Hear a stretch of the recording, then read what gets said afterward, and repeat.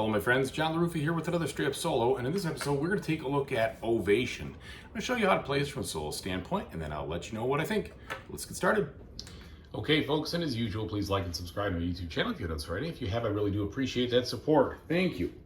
Now this game is basically like a combo engine building game, all right? So what you're trying to do, basically, is you're trying to perform these two types of music, either concert music or chamber music. Both of those will give you points. So for instance, this one, if I had a woodwind trio, that'd give me 4 points at the end of the game. That's great. But in order to do that, I have to have inspiration to do it. I have to have 4 of these cheerful, joyful inspirations, okay? And the way to do that is to gain inspiration by taking actions. And the way to get these cards, of course, is to perform by taking the action perform.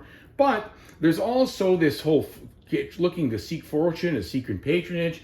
And that is basically how you start to craft this engine of yours. All right. So on your turn, you use this little token and you put them in one of 4 actions. You either seek inspiration, which by default will give you one of these up 2 or 2 different ones up 1.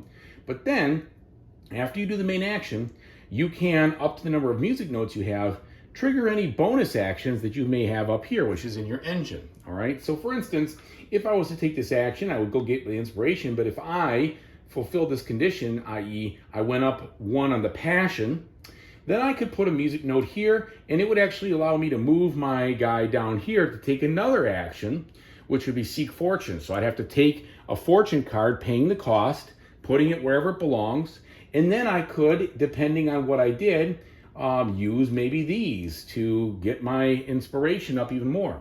And so the whole point of the game is, I should say the whole crux of the game is to try to build up a specific engine that will allow you to take super turns, okay? So if you like card combo game engines, this is what this game is all about, all right? Now, it is not a super complex game from a standpoint of lots of rules. It's not a game that presents you with all sorts of different ways to win. It's all in this engine building combo thing. The game ends when there are only 2 of these Maestro cards left, and these are basically end game, or I should say like end round goals, maybe you could say, that you're trying to fulfill. So if I perform 2 operas, I could take the opera buff card here. I would get 4 points at the end of the game. And these are dealt randomly from a whole host of different things that you can do, all right? Now, once that happens, and both players have had equal number of turns, the game immediately ends. You get all the points from all the things that you have performed, plus you get bonus points and penalty points from any of these patrons that you have brought into your deck. And they all score based on the kinds of things that you have composed, or not composed, but performed. And then you also get points for any cards that have it up here. So it's all about trying to get the most you can out of what you're doing. And there's a little bit of interaction too. So for instance, when you perform a piece, you will, the solo player or anybody else in the game, if you're not playing solo, can attend your concert to get inspiration based on the type that you just performed, and then you get these little ticket cards, and the ticket cards, they allow you to trade 2 of the same, like 2 pairs for 1 inspiration of the kind, or at the end of the game, for every 2 tickets you have, it's an extra point, okay? So that is basically what's going on, plus you have a special ability for each of your player powers. Now let me go ahead and show you a couple turns, or a turn, and then talk to you about the AI and how he plays as well. So it's my turn right now, and I really want to perform one of those concert music things up there. And I think what I have is I have the appropriate stuff to perform the violin concerto. So I'm going to put my guy here. It allows me to perform one of these. In fact, it allows me to perform this violin concerto, or 6 points. In order to do that, I have had to have at least done 1 violin ensemble or something like that. In the case I did a sonnet. And then I have to spend inspiration 3 and 2. So let's go ahead and spend those 3, 2, And it says I can spend one less because of my power for any kind of violin thing. So I'm going to actually not spend that last one. This will be worth 6 points at the end of the game, and it will be one of the concertos that I can perform to try to get this. So there we go. So I put this over here, and then I want to see if he is going to attend. Well, on his decision card here, he has 2 tickets, which means he is going to attend. So I get a ticket from the ticket stack. Of course, it doesn't match because of my luck. But he will then get a sorrow inspiration because that was the type of card that that was the type of thing that I performed. All right. Now I also get an extra music note, and depending on any of these, I might get other bonuses. So I do get this bonus. I get a joy right there, but I didn't perform a piano or a woodwind concerto or ensemble or chamber music or anything. So I don't get to trigger those. So my turn is over. But if I had, I could have moved to this spot and done that action and triggered all those. Okay, but I did. So my turn is over. And in the solo game, you're going to always slide things over to the right and then refill. Now, what's the solo do? Well, they have this deck of cards, and they're going to flip over, in this case, this card here. This card here that I just flipped is going to be the action card. And it's going to tell me what kind of actions I want to take. And in this case, you always try to take the top action. If it can't afford it, it will do the bottom. Okay? And then the right side is the decision card, and these will tell you what kind of inspiration it might get, which card to take in the row, and which card to discard at the end of the round, and also if it will attend when you perform. So it wants to see if it can perform. Well, do we have anything out there that it can afford? It has 2 blue, 2 yellow, and 1 red. I see 2 blue, but that's a 3 yellow. So it can't, oh, here we go. Its special ability says spend 1 less to perform. So it actually can do that. So it's going to take the perform action, and it's going to do exactly what I did. First, it's going to gain one of these notes. All right, then it's going to perform this one right here, and it spends, this is the piano trio, spends those, and then it's going to put that over here. I'm just kind of cascading them down like that. And do I want to attend that? Yes, I do. So I'm going to give him a ticket card, and then I'm going to attend, and I get some joy for that because it was a joyful thing.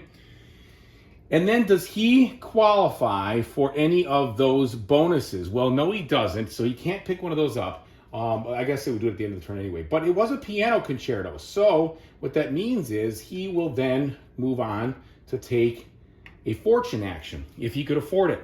Well, does anything cost 1 out here? Yes, it does. This one costs 1. So it's going to spend that. And it will then put this in the appropriate spot right here. And that will be the end of its turn. And then it will discard this card over here. And then I will refill the market by sliding everything down. And you're going to play like that until the normal conditions are fulfilled for any of the game, which basically is these Maestro tokens. And that's basically it. Now, the solo uses this whole deck to do its decision and really actually plays pretty close to the way you do. And it plays mostly with the same mechanics and full game. So one thing you have to note about this game is even though it's pretty straightforward and I'd say it's light medium and narrow in focus, you are basically going to be playing somewhat two-handed, but this rival is going to be doing all the actions based on what you're doing. So this isn't one of these truncated solo modes for like just a denial or it takes cards and it scores. No, it's really a full player experience that you're playing against, which I think is a good thing, but some people may or may not want to do that. It all depends on what you're going for. And at the end of the game, it scores a little bit differently than you do. So it scores based on these kinds of conditions. So that's a little bit different. It does do a good job in the rule book, kind of giving you a reference as far as how does it play. And this is pretty handy, and you could even make a copy of this if you need to. But it summarizes everything it's going to do right here, which I like. All right, so let me tell you what I think about it.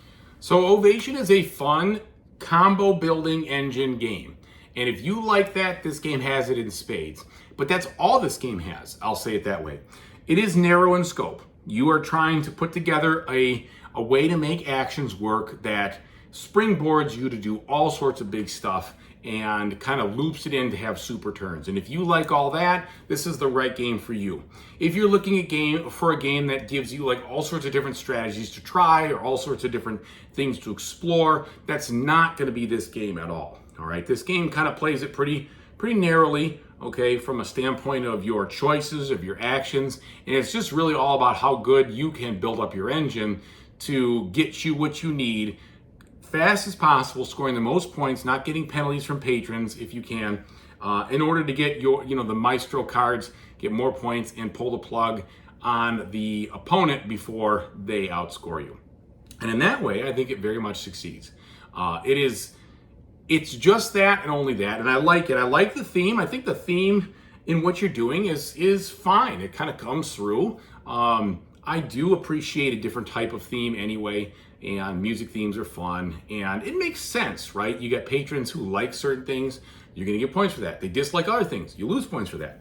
You get inspiration. The inspiration is the most abstract thing, right? It's just like, okay, I go get inspiration, but it's just a way to get resources. They use the 3 different inspirations just so that it fits thematically. I think that kind of makes sense. You've got passionate songs, you've got joyful songs, you've got sorrowful songs. And I do also like the fact that you can't just jump right into some huge thing. You have to have some experience. You have to have done like a woodwind trio or a woodwind quartet before you have a big, concert or concerto or opera or whatever featuring those things. So I think that's pretty fun. It's pretty easy. It's really easy to learn, and it's really easy to set up and play. So if you're looking for something like that, it's just fine. It does take up a decent amount of table space, but most any card drafting style game does. So just note about that. It did take up at least over half my table. So that's what I think about it. I'm going to enjoy it for a while. Hopefully this helps you to understand if it is something that you would like to play or something you would like to opt out of. Either way, the one thing I will say is that you have to be prepared to play the Automa as a full player. It's not just taking cards away from you and blindly scoring them. No, it is going to try to trigger an engine and do what you're going to do and make it work kind of the way you do. And a little bit of the how does it take its best action is a little bit, at first a little confusing, and then you kind of figure out, okay, I see how it works, that's fine. But I think it works real well as an Automa. And again, I should always say this, games like this don't have to have an Automa, so I feel extremely blessed that it has one in the first place. Now, I wouldn't get into my shelf if it didn't, but I really do appreciate it. So if I ever seem to be a little hard on the Automa, or say it's this or that, I'm speaking from a place of enjoyment, right, that it even exists. So this Automa works just fine, works great. It's not really that clunky or anything like that. I don't want to give that impression. But it's not just like a simple Automa that just takes away things from the market like I've seen other kinds of drafting games. No, this one wants to have its own engine. So anyway, thanks so much for watching. I really appreciate it. And whatever you decide to do in the future, I really do hope you have a fantastic time doing it. Take it easy, everybody.